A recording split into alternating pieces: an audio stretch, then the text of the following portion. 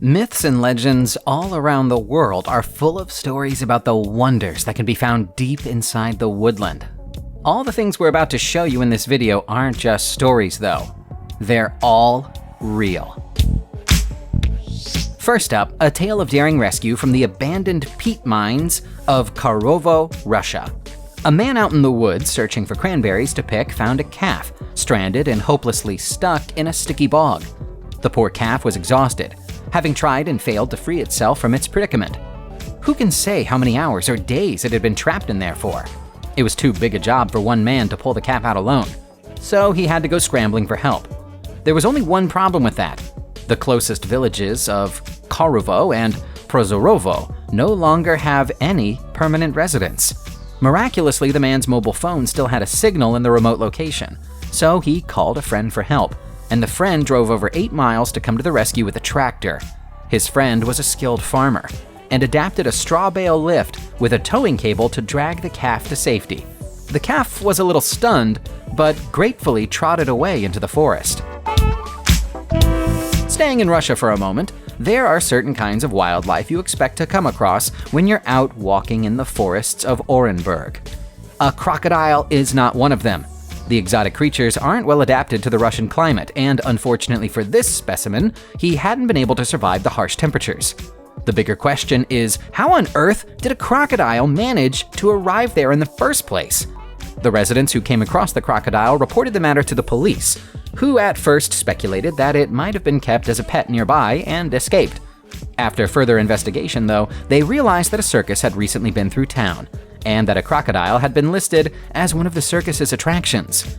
It's now the job of law enforcement agencies to work out whether the crocodile was neglected and illegally dumped here, or whether it simply ran away from the circus. If you're the type of person who likes to go swimming in lakes, keep your eyes peeled for what might be resting at the bottom of them. If you're anything like Krasnodar's Alexander Bezrukovi, you might come across a mysterious boulder, which will baffle scientists. Bezrukovi didn't know what to make of the rock when he came across it, but he was hoping the Russian Geographical Society might be able to assist him. Unfortunately, they can't. There are deep carvings on the side of the stone, which are too intricate and too deeply engraved to have occurred by accident, but have defined any attempt to translate them. Geologists agree that the carvings are roughly 3,500 years old, but that's about all the information they can be certain of. Some scientists say that the cracks may have been caused by the movement of worms or calcite, but let's be honest. Have you ever come across a worm that could do this? Perhaps there was an unknown civilization living around Krasnodar 3,500 years ago. Would you believe us if we told you that people had found almost any kind of animal in the Amazon rainforest? Such is the diversity and complexity of the wildlife that calls the area home. If we told you that someone had found a humpback whale there, though, you might raise your eyebrows.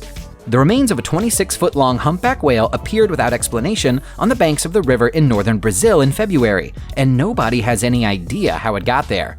It would be impossible for it to get there on its own, so experts believe it probably passed away while out at sea, and was then washed into the mouth of the Amazon and dragged along with the current. It only makes sense to build a gas station in a location where you could make money from running one. That's why they are most commonly found on highways, or on busy roads in the middle of cities or towns. There's no reason why anyone would want to build one in the center of a forest. So what's this one doing rusting away in Vidzema? There's never been a highway here, nor any major roads or buildings.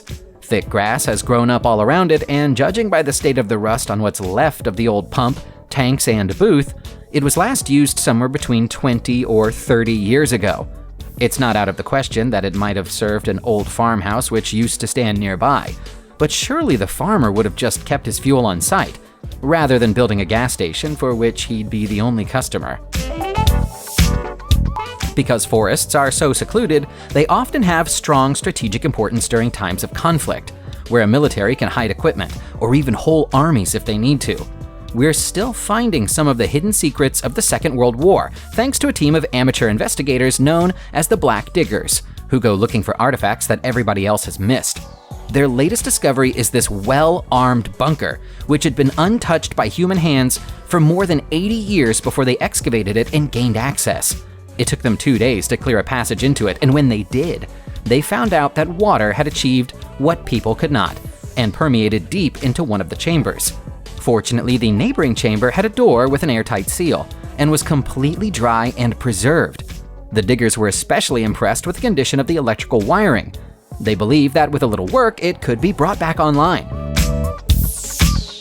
We suspect that most people who stumbled across a mysterious, dark, and creepy-looking cabin deep in the heart of woodland would turn and run in the other direction. Environmental Services Director Mark Andre, who works in Arcata, California, isn't like most people. When he came across this ramshackle, 8 by 12-foot cabin in a remote forest location, he was fascinated and determined to find out what was inside. Opening the door with a pair of bolt cutters, he was astonished by what he found. This was the neatest, most homely cabin he'd ever seen. There was a stove, a sofa, shelving, books, a typewriter, and a well-kept food store. Whoever lived here clearly treated their home and the area with respect. But that didn't give them the right to stay. Building in the forest was illegal, so Mark was forced to leave an eviction notice there when he left. When he returned to follow up on the notice, he found the cabin had utterly disappeared without a trace. All that was left was a charcoal symbol on the forest floor, associated with the worldwide squatters movement. These are the ruins of El Mirador, overgrown by the Guatemalan jungle in El Petén. The historic settlement dates back to the time of the Mayans and was once the capital city of their entire civilization. It's almost completely cut off from the world, with no roads leading to it, or even going close to it. We've known about it for a long time, but getting close enough to it to explore it properly was an issue for decades. It was first photographed from a plane in 1930, but it wasn't until 1962 that the first detailed expedition reached it. They found that it was wider, deeper, and more intricate than any of the photos had suggested, and also far older than any other existing Mayan city. The site has 3 pyramids which date back over 2,000 years, one of which is 230 feet tall. We still don't know everything about it, so scientists are carrying out research and conservation work at the same time. Strictly speaking, our next forest find isn't so much a strange find as an amazing creation. But we wanted to show it to you because it's so stunningly beautiful. This is a hotel under a waterfall in Chile, and it goes by the name of the Magic Mountain Hotel. It's been lovingly crafted to resemble something from a fairy tale, delicately carved to resemble a volcano, and then coated with moss to make it appear ancient and mystical. It sits right in the heart of the Huilo Hiolo Nature Reserve, a specially preserved 300,000 acre of rainforest full of lakes and lagoons. You have to get in touch with nature to even reach the hotel. The only way to access it is by crossing a monkey bridge. If you're feeling particularly brave, you can hurl yourself down the longest zip wire in South America. But if that's not for you, you could always have a relaxing game of mini golf in the middle of the jungle.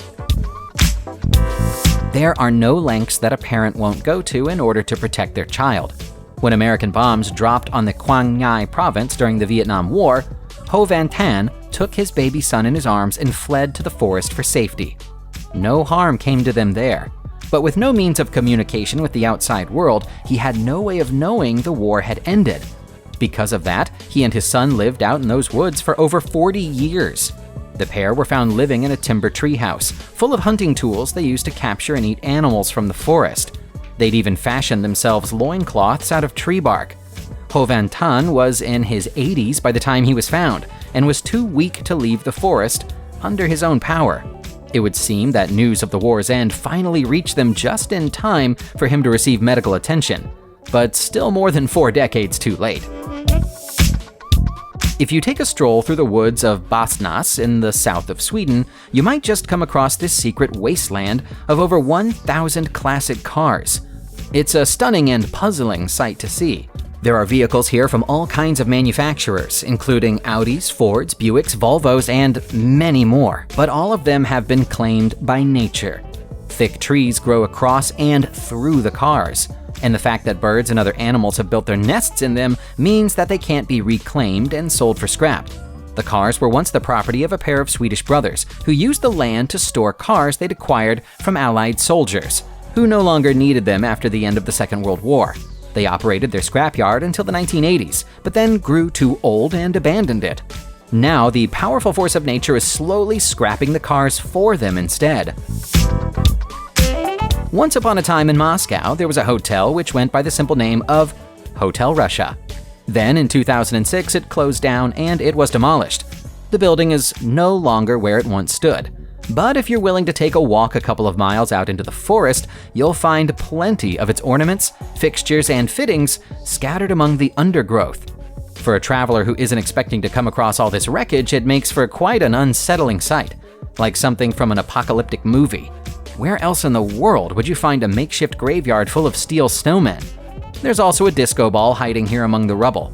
Perhaps the squirrels and the rabbits gather around it late at night when nobody's watching, so they can have a party.